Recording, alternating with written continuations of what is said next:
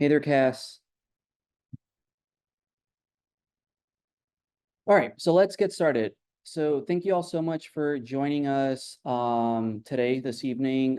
We got mostly everyone is in Chicago, but we got someone that is joining us from Argentina. So very cool to always have people learning about us from different parts of the world.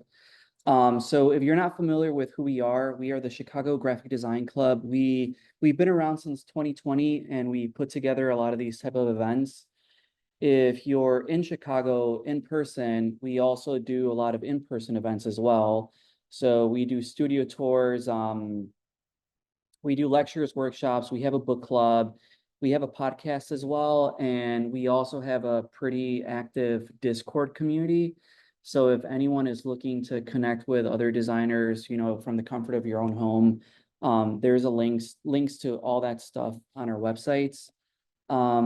We also recently released a publication called Faculty earlier this year, and we'll be releasing our second issue in early 2025. So just keep a lookout for that. But if you want to purchase our print publication that we have out now, you can also find more information about that stuff on our websites. We have a podcast as well. We are at 61 episodes so far. So it's me interviewing a handful of Chicago-based graphic designers, and it's pretty much an opportunity for people to learn about different designers' practices, their approach to design, their background experiences, stories, and so much more. Let's see, what else do we have? This hasn't been announced yet on our website, but it is going to be announced tomorrow. We're going to be having an in-person game night September 12th at a design studio called Design B&B. It's open to the public, everyone is welcome, and it's going to be from 6 to 9. These are great opportunities for people to come and make new friends, just have fun, very casual, very informal, and just an overall very positive community. So September 12th, we'll have more information about that stuff on our website tomorrow and our social media. So if you don't follow us on Instagram, that's where we post the majority of our upcoming programming. And you could also find us on LinkedIn and Facebook as well. But with that said, if anyone wants to learn more about the Chicago Graphic Design Club, you can follow us on Instagram, like I mentioned, or you can send us your email in the chat here, and we'll add you to our newsletter. And if anyone has any other questions, you can ping me here in the chats, or you can also message Cheryl or Jeffrey, who are also on this call right now. So that's enough for me. I want to hand it over to my good friend Francis, who is going to be talking to us about his publication that he released earlier this year. So I'm going to stop sharing my screen and I will hand it over to you, Francis. And in the meantime, if throughout the talk, if anyone has any questions about the presentation, there is going to be some time for Q&A at the end.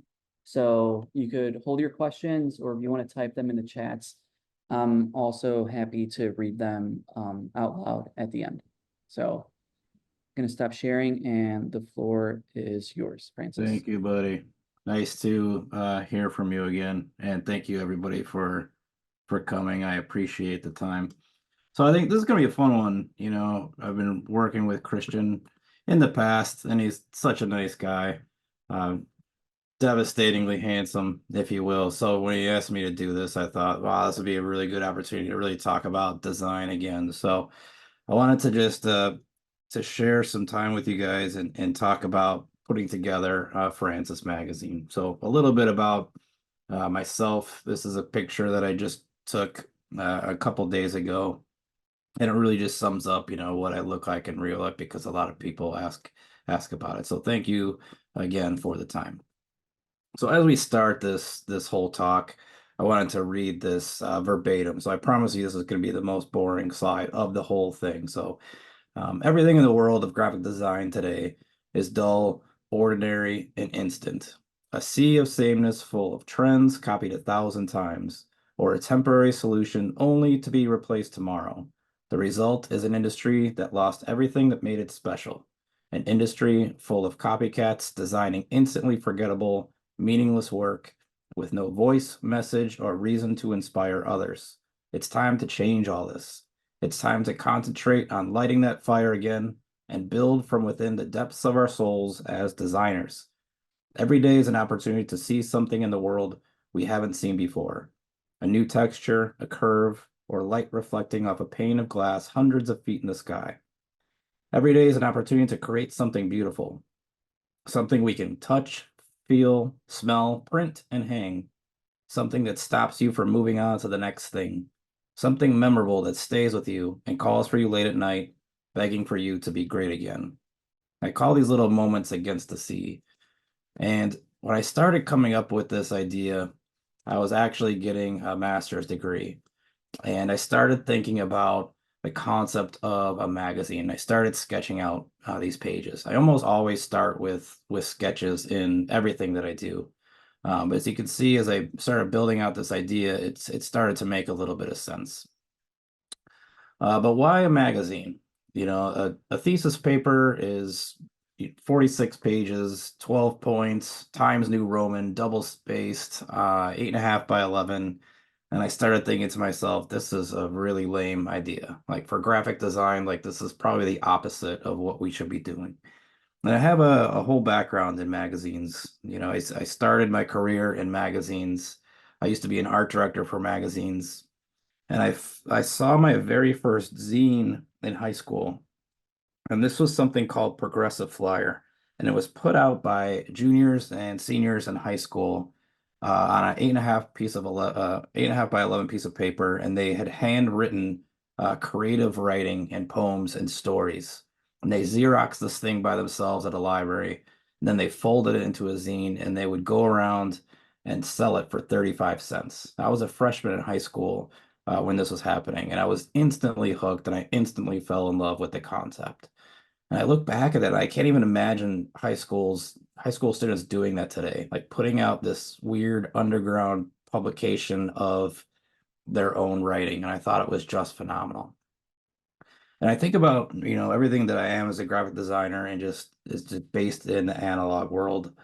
And I thought that the magazine is like this ultimate analog piece. It's got 4 out of 5 senses. You know, you can see the print, you can see the gloss, you can hear the pages turn, you can hear the magazine's spine hit the desk, you can feel the paper, you can smell the ink, you can even lick it if you wanted to. So it's really all encompassing of what analog is. I started thinking more about how to make a magazine, and I came up with these 5 sections. And every one of these sections I wanted to treat very similarly, but also different. I knew that the section headers had to break up the magazine. So you can see the very first section. I had printed out on laser, crumple it up, mess around with the type and the toner, and then rescanned it. And then from there, I started thinking about the other sections. So obviously the first one's research. And how do you take a topic and really push the boundaries, thinking about new ways to explore whatever topic it is that you've got. Thinking about the concept of ideology, like these are some thoughts. These are things for the reader to think about. And then I thought about counter arguments. How can I take all of my ideas and disprove them? How can I prove them wrong? How can I be my own critic? So I have a whole section on that. And then lastly, the concept of a destiny. Like, where do you take all this writing and think about what's next for us as graphic designers? So if you get the magazine, you'll see these little tiny pieces of copy within the circle, and they're kind of fun to read if you do own a copy. So after these sections, I had interviews, and I knew that getting the interviews would take the most time. Eventually, I had all the words from all the interviews transcribed, and then with the interviews and the sections breaks, I knew I could start making these interviews come to life. So this is the lead page, and what I like most about it is the fact that I kept all of these similar. I knew I wanted readers to, when they flip through the magazine quickly, they could see something that looked familiar. I used stencil and ink for all the type. I used black masking tape. I know it sounds really nerdy, but I love the fact that I extended this crossbar of the F all the way to the right, and I used a horizontal I for, where the F meets the hyphen. But everything is looks the same concept, and it's on the background of these pieces of paper that I call 1,000 mile paper. And what I did is I took different pieces of paper and I bought some super heavy duty magnets and I shoved them underneath my car. And then I drove around in the winter for 1,000 miles. And then after 1,000 miles, I took all the paper out from under the car and scanned them. This first one, obviously Banshee's. I don't know if you ever met her, but she's really really nice. She's great in real life. Next one is Nev. He's in Croatia. He started 46 Pages magazine. If you've ever seen that. Aaron Draplin got a really funny Draplin story in person. Very friendly. Throughout this whole process, I found this guy, Thomas, and he is a phenomenal designer. He started Beast magazine. He started Plastic Comb magazine with BB. I've never heard of him before a couple of years ago, but his design aesthetic is just really really good from the old grunge era, and he's still around doing everything. James from Oh No, Chris Ashworth. And then lastly, Rick. So what I love about Rick is he gave me a huge interview. It was 2 pages. And then at the end of the actual interview, he had like somebody come to his house and like they were trying to fix a fence or something. So he just like abruptly like ended the whole interview in the middle of this guy coming over to his house. It was hilarious. So needless to say, I had about 12 pages done, and I needed some structure and some flow to the whole thing. Now, when I started magazine work, we had this process called pagination where we massed out every single page of the magazine in a template just like this. So I took those section breaks that you saw and I took the interviews and I began to loosely lay out the sections and the flow of the actual magazine itself.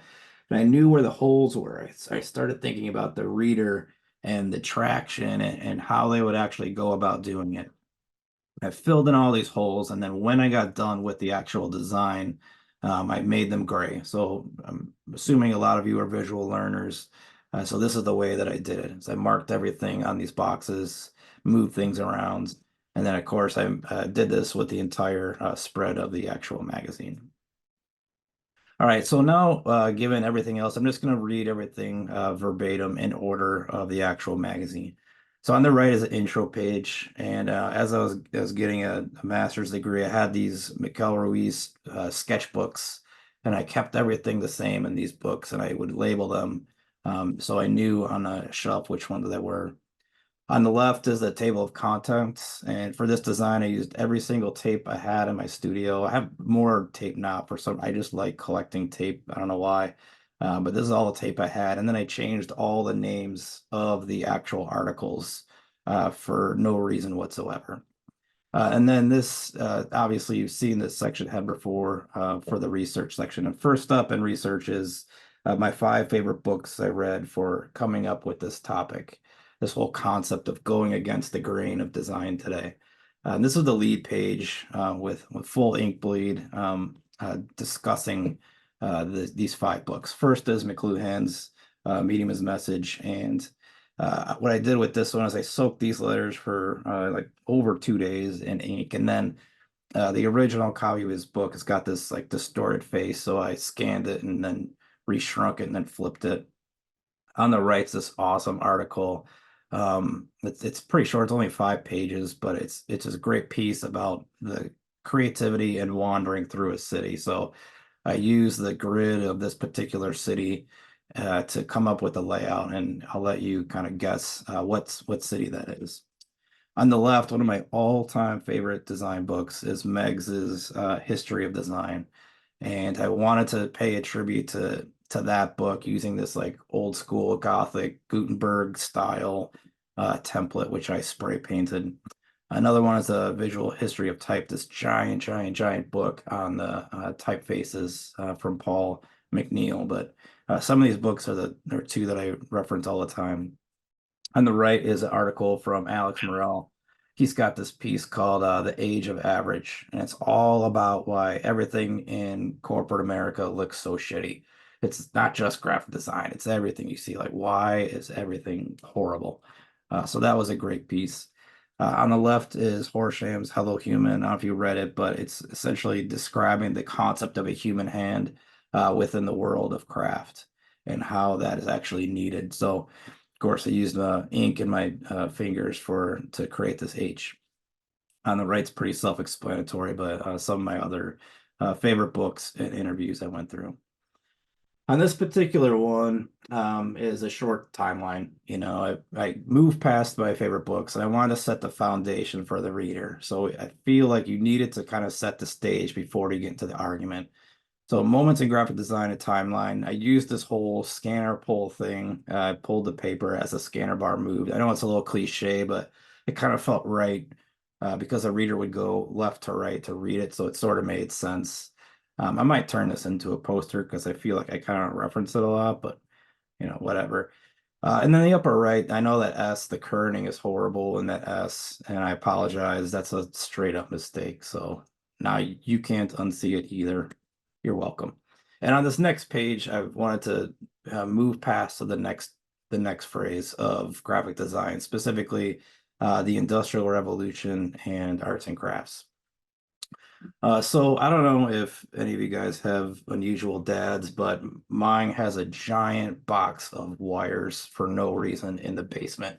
And I knew what I wanted to do, so I went over to his house and I got like 30 feet of wire.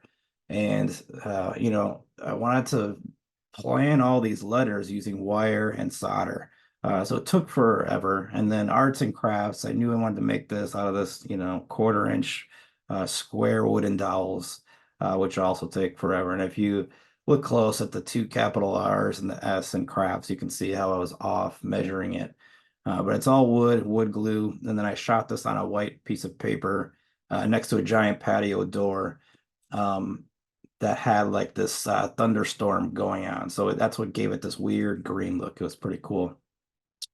This one on the left I like, the one on the right I hate, but we'll move on past this one. But it's essentially just 2-inch vinyl stickers of Helvetica. I mean, if it's modernism, like what other typeface can you possibly use? I know Christian hates it, but I felt like it was real and we needed to do it.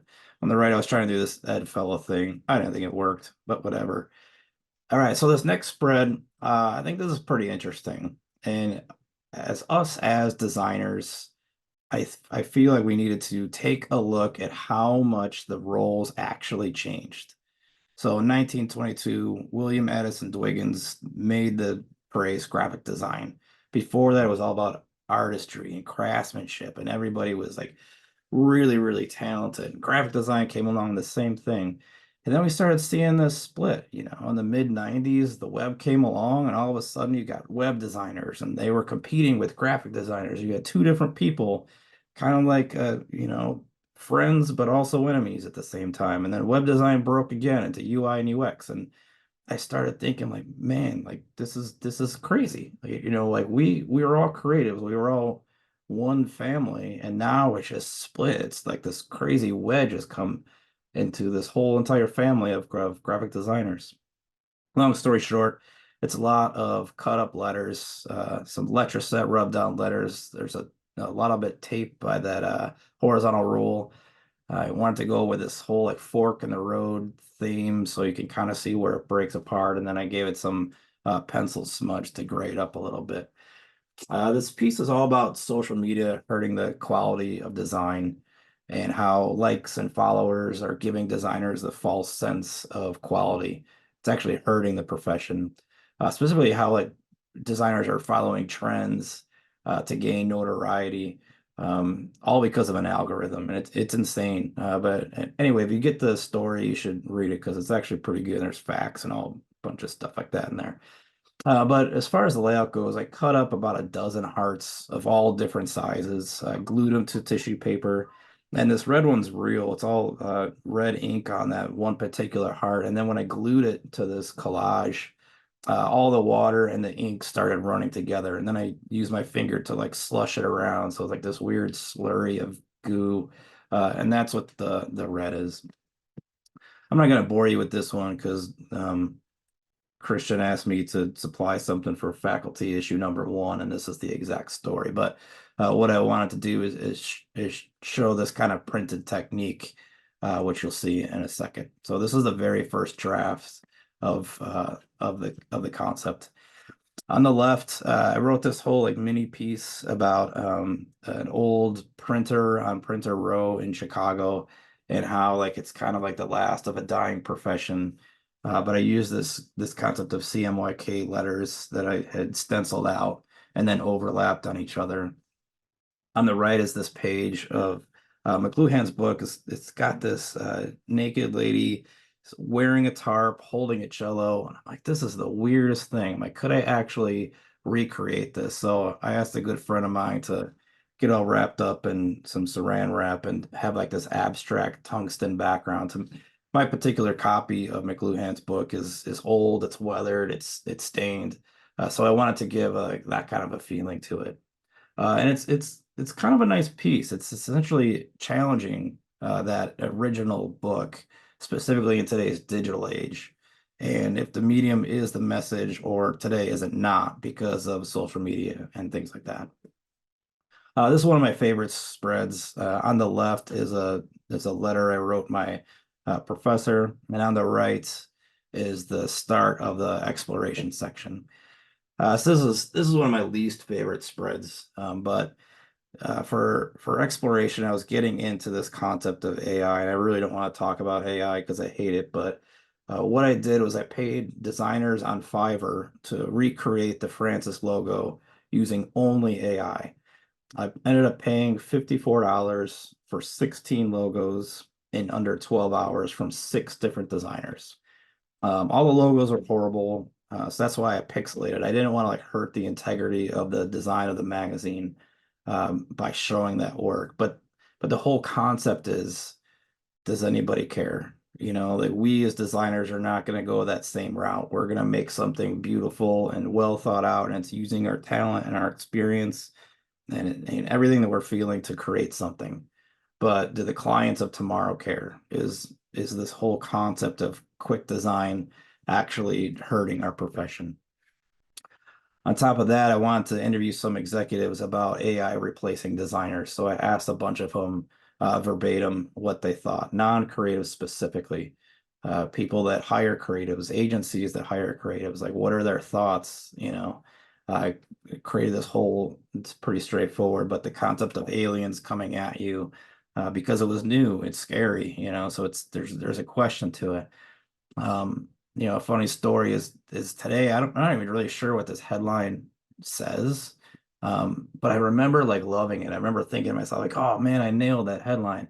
And I think it's Stranger Opinion, which would make sense. But I remember scanning this for this talk. I'm like, oh, I don't even know what that says. All right, so at the end of this exploration section, I wanted to look at other mediums besides just graphic design and graphic design research and graphic design books. So I had made this portrait of 3 different actors. You might recognize some of them. And some of the quotes that they say about creativity and being alone. So I came up with this collage. I took, like you can probably tell, but super close-up photos of the actual screen, and then kind of mosaicked that together. So when you get a chance, try to figure out who they are. Probably not gonna get the top one, but whatever. Next up is the ideology section. So taking all of this research and coming up with real thoughts. Like, all right, I've got all this work. Like, what do I want to say about it? And I started to write, and I just like writing, and like writing all the time. I was never a good writer, but I just wrote and wrote and wrote until I had these little tiny arguments in my head. And there were things that I hated about design, things that I loved about design, things that I loved about design that changed. I mean, you name it. They just started coming out of me like crazy town. So on the left, I have the intro section. So this is all black paper that I spray painted. And I had these rub down letters that I got at a model shop for model trains, I think. And I introduced the concept of the mini manifesto. And the mini manifesto is exactly that, a paragraph or two of just my thoughts. On the right is athletic tape which I had, obviously taped down and scanned, to talk about, the end of us caring about graphic design. I'll get into this a little bit later, but like I was saying before about the concept of clients, the concept of designers, and just nobody caring like they used to anymore. There wasn't just that effort put into the craft or the time it takes. So maybe this was just the end. On the left is another mini manifesto, which I had taken, this is a weird story, but for some reason I was watching Jurassic Park on a plane, and Jeff Goldblum starts talking about the morality of cloning. And I thought that it was like exactly in line with what people are doing with AI. I'm like, holy crap, this is like a one-to-one. So I started making these letters out of concrete because I wanted like this archaic look to the word extinction. And I probably did it about 6 or 7 times, maybe five, I don't know. But this was actually an outtake. I was pouring some concrete letters. You can see the molds, and these were the leftover recesses, and it was sitting in the sun at sunset. I'm like, man, I gotta just get a picture of that. And then sure enough, that was the one that I chose. On the right, I started thinking about the concept of a creative brief. And I've been around a while, and briefs were always like the best thing. When we had a good brief, it was just like you have the information you need, but not enough, not too much information to stifle the creativity, and it was just perfect. And then I started thinking about how clients want us to have a brief. They want us to have that empty blank for us to put our own creative brains together to solve a problem. But then I started thinking about technology, specifically about Gen AI, and like we don't really have that that blank anymore. There's no blank for us to solve. Instead, we have creatives that are going into a prompt, and the computer is doing that blank solving for us. And I started thinking about like how crazy is that there the possibility of there not being any brief, and like why does a creative need to actually use their own feelings and emotions to solve this challenge, so it was starting to bum me out. So I started making this mini manifesto about no blank to fill. It took forever to get all these holes and lines right, but laser cut all those and then painted it on canvas. On the left is this small satirical piece about graphic design and the intelligence it actually takes. So a lot of people think that, we're just pixel pushers or whatever, but you guys know the amount of research it has, the amount of ideas, the amount of sketching, like it's just tons and tons of work, and you actually have to use your brain. So you can't solve the headline until you solve the maze. And because of the left page, I thought the right is actually like a tongue-in-cheek kind of discouragement about joining the graphic design profession. So I kind of like this one because it's using the inverse of that athletic tape 2 pages earlier. So if you flip back and forth, it's kind of like a positive and a negative. On the left and right is mini manifesto specifically about AI. On the left, AI is a creativity killer, just not how you think. I mean, you can read this one if you ever get it, or just take a screenshot. And then on the right is AI can go fuck itself. So there's arguments in there about why. I'll leave that up to you. On the left was a piece about essentially scrolling and how scrolling equals short timelines, because our thumbs are so used to scrolling that doesn't give us time to actually look and see if something's good or not. So what I did is I inked up a bunch of wheels out of a Lego set and then rolled those up and down, and then you use the recesses from the letters to kind of mask it out. On the right, man, I got super depressed, obviously working on this section. So I just went off and I just started writing like this really like angry, depressed piece.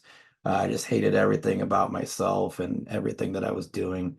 So it's really uplifting. And then I had this shot that I took on film of the back door of an AA meeting in Sturgis. I'm like, that's a really good way just sort of to end this mini manifesto section. This is my least, if not second least spread in our favorite spread in the whole magazine. It's a page from Ando, is one of my favorite architects, and I scanned a piece of his, this empty void, of everybody looking at each other with these chairs. And then, I started thinking about the concept of space and how architects design spaces that necessarily aren't meant to just speed through. Like we wouldn't pay millions and millions of dollars for an architect to put together their thoughts just to have somebody spin through this thing. Like, why do we have to do that with design? Like, why does graphic design have to be the most efficient thing in the world? Why does have to does graphic design have to be so straightforward and so boring that we just want to turn the other page or we just want to scroll past it? So I was trying to use this metaphor of the architect and how we actually put together pieces in the same way. We want people to stop and we want people to look at it. Like, why does everything have to be efficient? Similar to the social likes piece that you saw with the hearts, I was beginning to question the designers must face about following trends or having your own voice. And this is a discussion that I talk a lot about with some of my designers that own studios is, do you follow trends or not? And they all know me as an absolute not, no way. So I wanted to use this IK Blue that you guys have probably seen a million times to come up with this concept of graphic design trends and your death. And death is a metaphor to your design career. Like, do you actually go with all the trends just to follow a next one and a next one and a next one? Or do you have to become your own voice and risk being on the chopping block and not respected because you're not following any trends? I think this particular spread was probably the most meaningful in the entire magazine. And the subhead over here on the right says it best, how graphic design went from being the favorite to backed up against the ropes. If you remember from, the 90s and before that, it was like everybody just listened to graphic design. It was just like you were a graphic designer, you were really smart, you put all these thoughts together.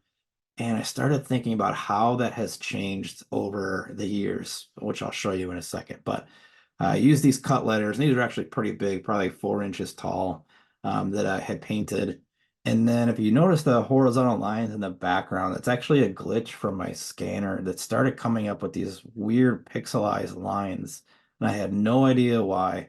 Um, but I think that's actually just the mat from my scanner bed. And for some reason it got glitched. But why? Like, why are designers not trusted or respected like they were? And I started to think about how graphic designers used to be the authoritative power in the room, making the design decisions and what changed. And I started thinking about specifically agile design systems and design thinking. Agile, I always like to say, is something that hurt the profession, specifically in the digital world, because all of corporate America like does not deal with ambiguity and creativity. There's these ambiguous spaces. You have to close your computer. You have to go for a walk. You have to sketch things out. The idea comes at 6 a.m. or 2 a.m. or 4 p.m. and we don't know when it's going to be done because it's just not done yet.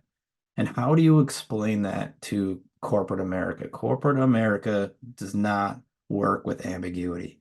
So they came up with agile. And they said, get crazy, just get creative in this particular week for these 2 days. And I'm like, man, that sucks. And then with design systems aren't technically new. They were called brand guidelines before, and designers would make them based off of months and months and months of work, and then we would hand them to somebody else. And if they didn't follow it, it was on them. But then we had design systems. The design systems were pieces of that handed to a developer that has no experience in design or education to design, and they just give it a shot. They do their best and move on to the next thing. And then lastly, with design thinking, I won't bore you. You can see Natasha Jen's YouTube clip about it. But it's really good. But it's essentially, in my opinion, cheapening the work it takes to come up with a really good creative solution. It's not just one out of five things that involves post-it notes. It's really about the experience and your own creative voice that has that magic to it. This page on the left is from Rick, actually. Rick Valseny, when he did the interview with me, he had mentioned the sans serifcation term, which he got from somebody else. But I started thinking about how important that is for this particular era of design, if not maybe like 5, 10 years ago. Um, so the Ono Type Company, or James, had put this post out there, and it said something like "Everybody fall in line," and it was all these logos that had just went with the sans serif word mark. And so this whole piece is about that, and I use this serif transformation into a sans serif, and then painted those. On the right, getting back to the concept of efficiency, I started thinking about the principles of slow design. I just made this phrase up, but like, what is actually slow design? What if you tell the client it can't get done right away? And I started thinking about other industries, which I'll talk about in a little bit, but like what could those like principles of slow graphic design actually mean? So I took Guinness in a bathroom and I had poured it, and I was trying to do this really slow exposure of the Guinness pour to convey that concept of slow. And it didn't work because the room was black and Guinness is black. I should have thought about that a little bit earlier, but I didn't. Anyway, I tried to replicate the same exact thing, but this time with water and ink. This is another one of my favorites. Why do we love analog? And with this one, I'd started with a white piece of paper and I had masked out, all the negative space of the letters with Scotch tape, and I wasn't sure how it was going to come out. I didn't know what I was going to miss and what I was going to have successful. And then I took a black ink wash and paper towel, crumpled up paper towel, and just washed the whole thing. So all the black that you see is the leftover spaces, and I think it just totally hits the headline perfectly. But it's really about like other industries, you know. Think about like a Michelin star rated restaurant. If there's any foodies that are listening to this, you don't have to go. You can just go and get a TV dinner.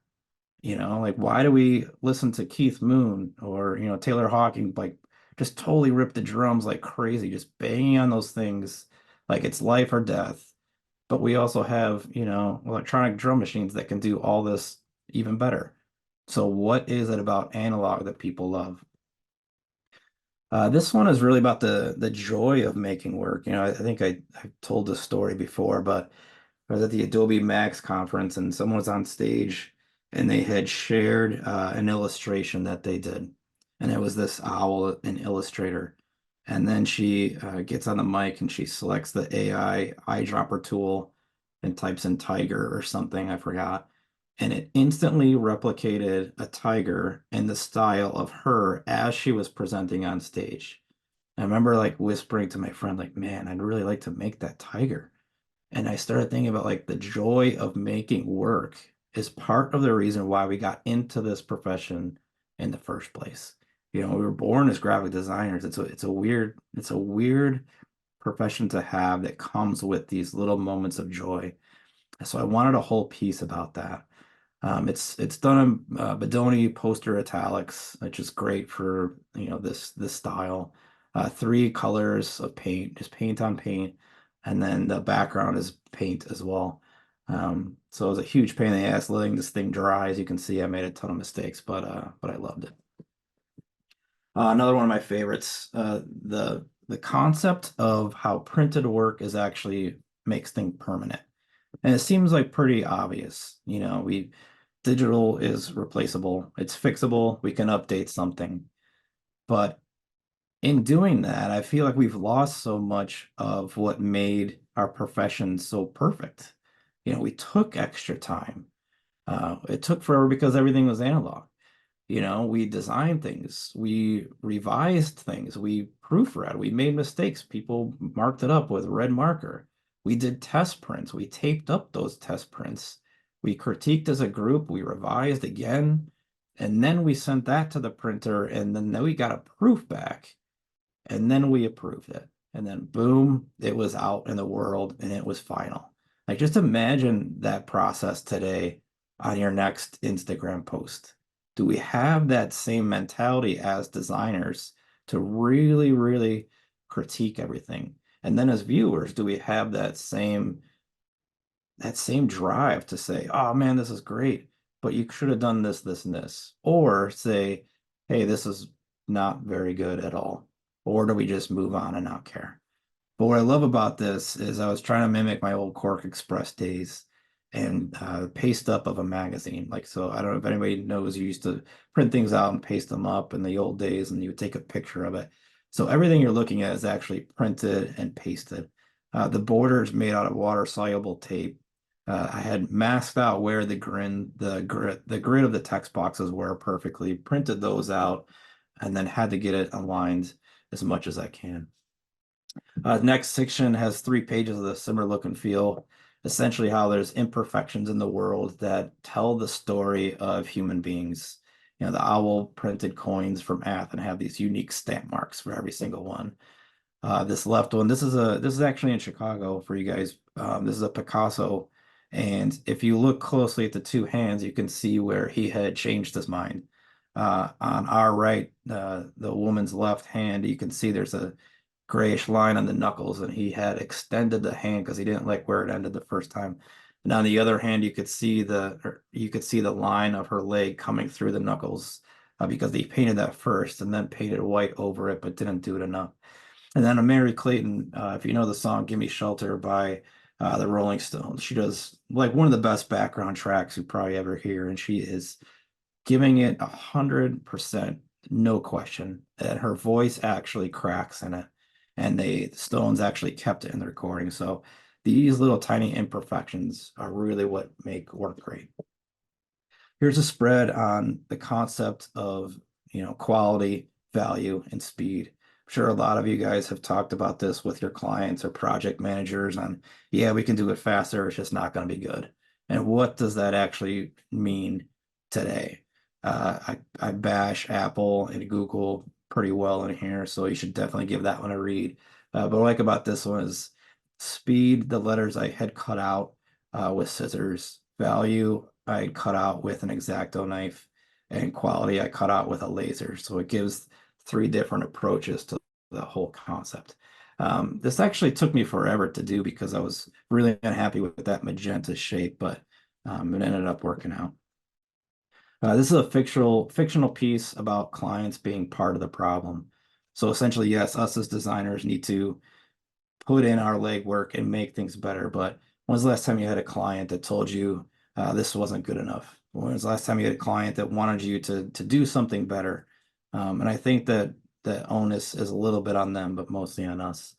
I mentioned this before in the podcast about my very first typecast or type class was based off of wax type.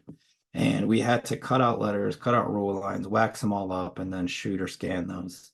So I wanted to pay a little bit of a tribute to that process by taking this paraffin wax and cutting out the letters by hand and then shooting that in super direct sunlight. Oh yeah, sorry. On the right is the start to all my counter arguments. And don't worry, I'm almost done. But this first one is actually a spread on Apple, specifically how the Macintosh was going to ruin graphic design, but in numbers, it actually grew the profession. And spread was a lot of fun. I did a ton of printouts of the old Apple logo and then soaked them. I did stills from the original 1984 Macintosh commercial. Garamond was the font that they started using, so I used that. And then Stephen Heller, the author, has got this awesome quote about Steve Jobs being a prick to designers. So I thought that was a nice piece. Another counter argument is about access to designers that the digital age is giving people, specifically with internet, social media. All of this publicity and access can't be a good thing, especially if designers today can't afford sending their work into awards or hoping it gets published in a design annual. So access isn't the problem today. So anybody can be a designer, but being a good designer is the hard part. Clients knowing the difference and cutting through all the horse shit of bad design is the problem, not access. So I started thinking about how you could represent access. And could access look like roof access signs or take shelter signs or something? So I cut these letters and then placed them on wood. I didn't glue it down. I just placed it again in the sun and shot it overhead. But it's just black paper that I spray painted and cut out. And then the rag, just for fun, was extremely hard. It looks easy, but it could not get the from the affordance, the first three letters working correctly. Last up in this particular section is the rise, the counter arguments about how rise in vinyl records is actually, I think it's 18th year or something. So it continues to rise in its analog. Film photography is skyrocketing in the past few years. So all these other things that are basically analog, risograph printers, you name it, are making a comeback. Then last section is about, what do we do? Like all these arguments are valid. All the counter arguments are valid. But what does it all mean? Like I wanted to wrap this up for the reader to give them the floor, give their brains and their hearts and their souls like something to think about as a creative. This one I did with this old school paint that made it like super thick. Had to let it dry for a few days, all about the loneliness, like this lonely cloud hanging overhead. This concept of a dying industry is graphic design the same as a taxi cab or a travel agent? Maybe I'm just kidding myself, and all this is over anyway, and it should just be done. What's funny about this one is it's actually three different pages. It looks just like one, but I knew in my head I wanted the letters to sort of get like older and crustier as you went left to right. So each one is printed out, and then I crumbled the D less, and then crumbled the E the most, and then taped everything back together. So if everything is true, if everything about graphic design that I love so much is now different, does graphic design by definition change? So maybe we're in a new graphic design movement. Maybe like the past 10 years and the next 10 equals something. And modernists had to deal with change, but they made the world beautiful through their design. But today's like digital design, it's just this UI and UX horseshit of trends. It's awful.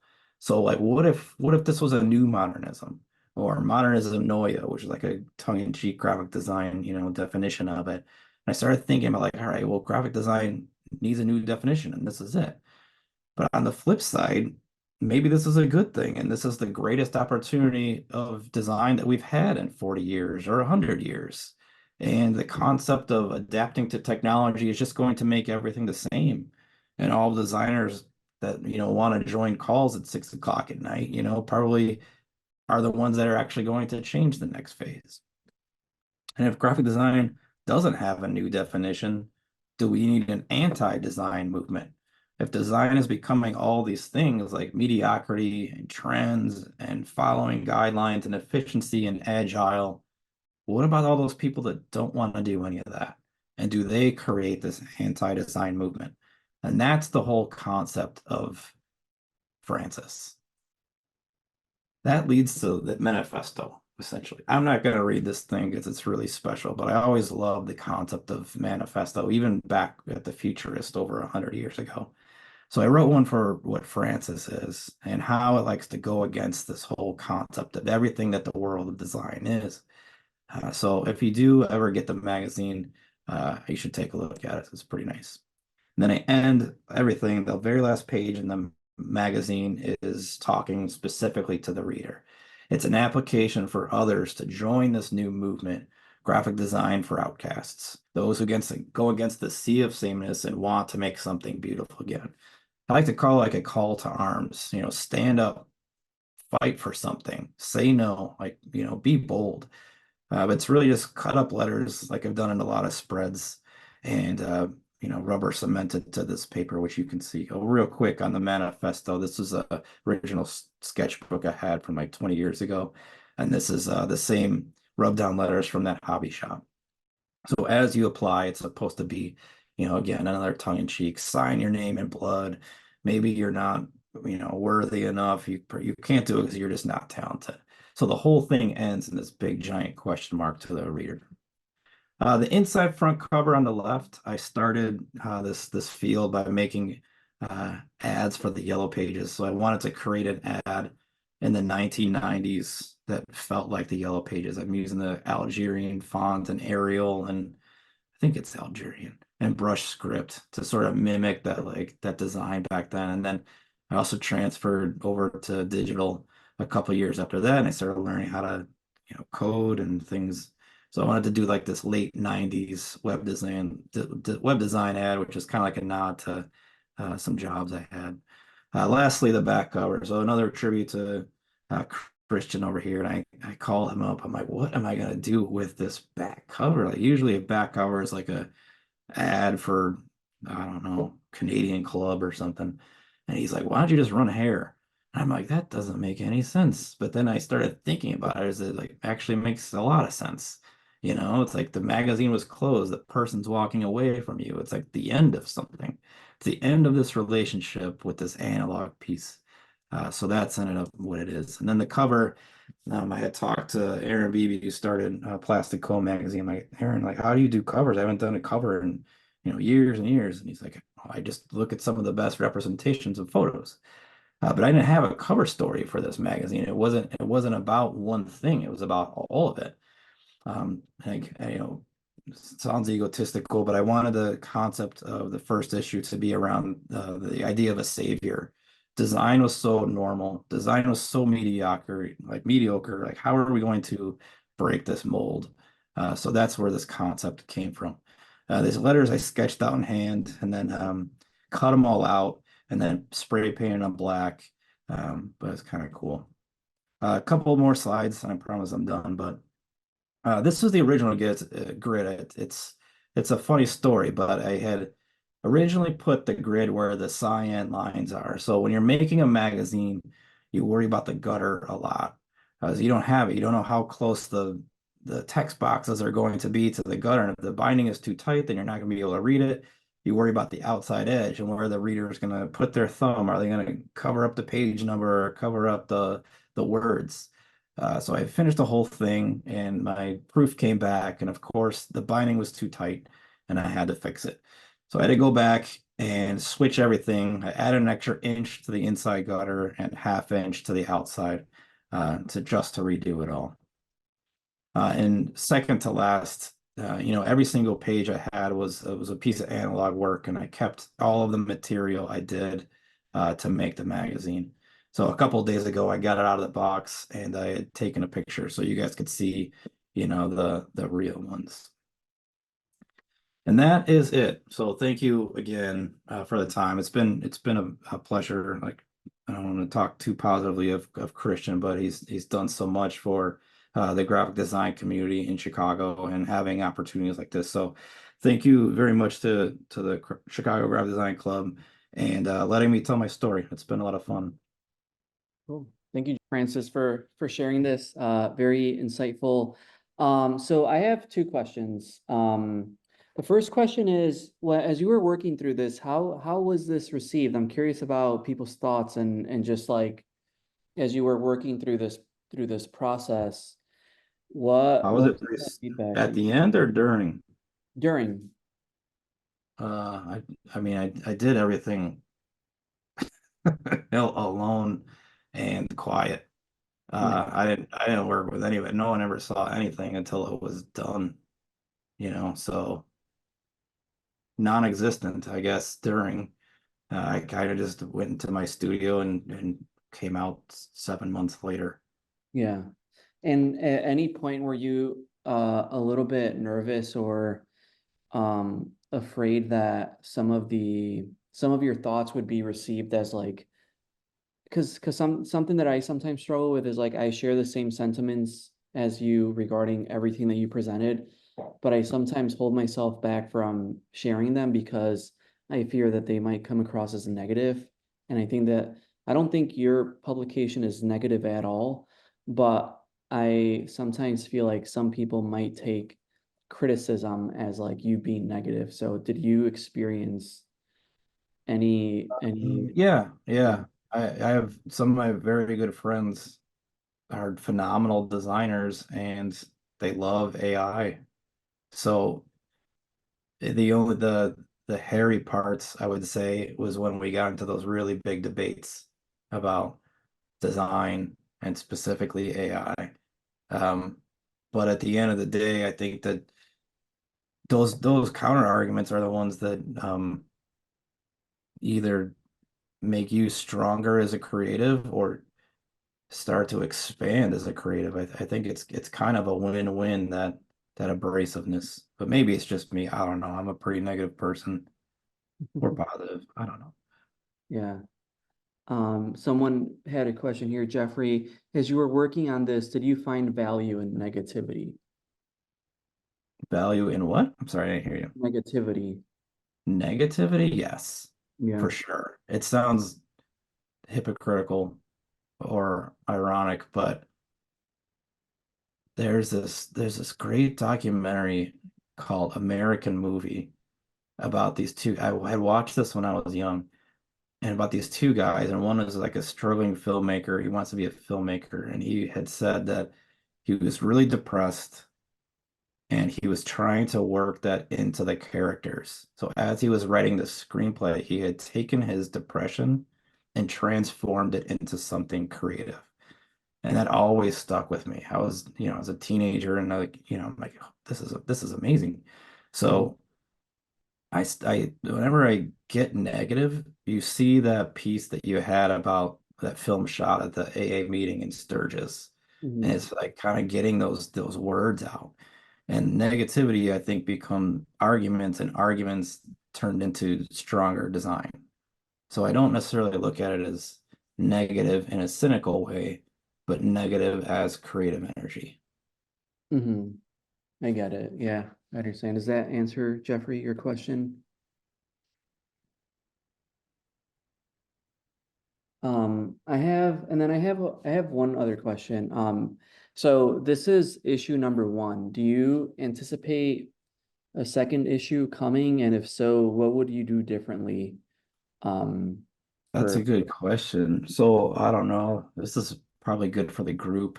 Um, and you can think about it. And then if you want to write me on Instagram later with an answer, that would be helpful. But so the thing about this is it took like 10 months, I think, start to finish. Mhm. And magazines don't do that. It took so much research. Every single piece is handmade. I don't see how like an issue number two could be could have the same weight if it's done quickly. So Mhm. I'm wondering if this should not have been a magazine. I wonder if it should have been a book when I look backwards on it. And when I have a new topic, like this one's all about, against the sea, like I think I need something to ground a second issue on. And if that's the case, then it's going to be another 10 months. So I can't answer that. Sorry. Good Okay. question, though.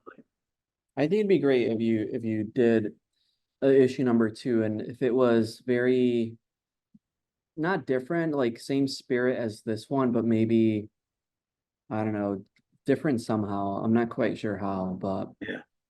because you end the publication with like this like agreement or like this Yeah, the application. Yeah. yeah like this application, and it's like what's next? Like I filled out the application, like what comes after Right. that?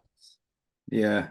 Because Yeah. it's And also like it's almost like a cliffhanger. Like that last section is like, all right, like yeah, that's a good point. I feel like I've always been, a loner. People always ask me like, oh, what were you in high school? And I always say I was a loner. It wasn't a bad thing, but I just always like being alone. And I've always struggled with finding people that I click with creatively or just feel like they get it. Or is anybody else looking at this strip mall in suburban Milwaukee and just getting so sick of beige T-Mobile stores? And I just don't know anybody else that thinks that way. So the whole magazine ended with kind of like this, are there any others out there? Question mark. I see your point on like what is next, but I think I kind of did it subconsciously because of getting back to like the futurists and the manifesto. And Like, who else is out there that feels the same way and needs to just be creative again? Yeah. And is there, if you look at, like, I think throughout the publication, like you're reflecting on a period in graphic design where things were more analog or there was like a higher sense of quality. But can you think of like some things happening today that you feel like are really, really good? Like what about today, the landscape of graphic design today? Like, are there, even if it's just one thing, like Hmm. what's something you can say like, all right, this is pretty cool. I like I like the energy and excitement in the younger graphic designers. Okay. I think that regardless of technology or talent or outcome, like you just see people that are young, like 17-year-olds, like getting on Instagram and making a poster about their science class or whatever, and like being really excited about graphic design. And I think that's definitely what we need. It's not stop worrying so much about like what's happening with technology today and that excitement that comes with it. And I think getting back to the whole point about access is there's other ways to learn now, like there's graphic design books are phenomenal, but on the flip side, think about you've got now 100,000 resources for type pairing or color schemes, Mhm. and the access is one thing, but there's also like an element of education that comes with it. So like, why does this pair together? Like, why do these colors work together? And I think merging that access with the excitement of younger designers is something to be optimistic and positive about. Okay. There's a question here in the chat. When you were working on some pages that involve paint, prints, and text that were cut and cropped, what is your favorite page that was very eye-catching? So do you have any, I know you were mentioning some of your personal favorites throughout, but is there like one spread or one page that you feel like encapsulates the entire like essence of Yeah, yeah. magazines? So I think the page where it said the permanence of printed work, and I was talking about magazine paste up and all the water soluble work, I think that one is all encompassing of you could pretty much like summarize it into that one if you wanted to. But that's not my favorite visual page. That's a really good question. I Yeah. don't know if I have an actual favorite spread. Maybe that one where I wrote my professor that letter because I did like three different types of ink washes on it. And Yeah. I think I mentioned in your podcast my favorite typefaces is Dido Italic, and I think I use that in like super bright red. So I just opened that spread. I'm like, oh, that looks nice. That's about Yeah. it. Nice. I'm dropping a link in the chat here to purchase the magazine. Um, I would highly recommend, like I know you were sharing some of the spreads now, but it's a totally different experience holding it in your hand. Yeah, So cool. Thanks. And I just saw everybody on the call. I took all the fees off of that price if you wanted it. So I don't make any money off it. It's the cheapest I could get it. yeah, That's another question. I use Blurb for this, but I would probably do something different next time. okay, very cool. Well, I know Actually, oh, go ahead. can I ask you something real quick? Francis, this is absolutely stunning. Like, I got a copy, and like Christian said, if you want to get one, get it. Because, like, what he showed on screen was amazing, but actually, like, looking at it in your hands is gorgeous. And I guess my question is, you have so many different, like, treatments of everything you did. How did you know, like, did you have what you wrote and then like know that, oh, I wanna do something with it, and then Yeah. just started experimenting from there? Or did you just start messing around with stuff and be like, oh, this will work here? Or like, how did you even No. know what to do where? Yeah. So I had the words first, and then I would reread this section, and Yeah. then I would.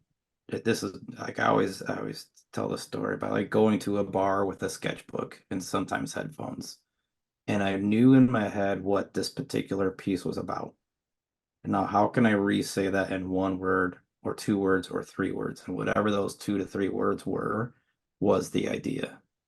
you know, so like the whole Goldblum thing was about extinction and like how can I represent extinction? It was, you know, rock, I can't get rock, so I pick cement, you know. That's kind of how I do it with every single one. So it's either an actual sketch of the layout or that wordplay that I just walked through. It's really cool. Like everything just seems so perfect in its imperfection, you know. I think that that's Yeah. what's so cool about it is that, you know, you're how you said like, oh, well, I screwed that up. Well, it doesn't look like it. Like I think that that's the charm of it and like what's really cool about it. I also really like that some parts of the magazine are a little bit difficult to read. And I Yeah. think it's more engaging when the view I was about to say when the user when, when the viewer, when the reader has to like put in the effort to understand what's being said, because I think we've become so accustomed to everything being so simple, easy, and like Mhm. just like Yeah. someone just spoon feeding us. So the Yeah. fact that like the publication is encouraging us to like be slow and like Right. really dissect it like very carefully, I think is your way of being, it's your way of like respecting the audience and like Yeah.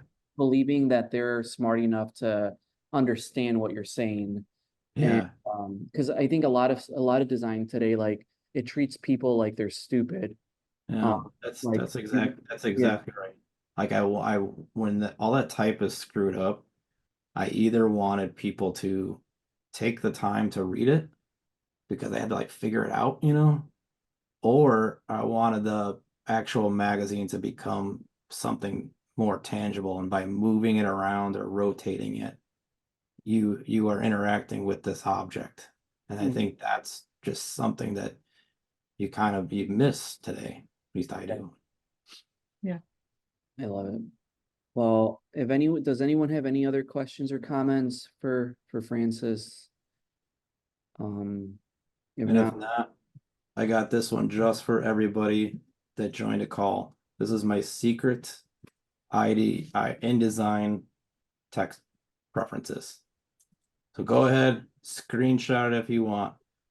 But when you're setting up body copy, paragraph style sheets in InDesign, go to justification and enter these numbers. I have this as my desktop wallpaper. That's how much I use it.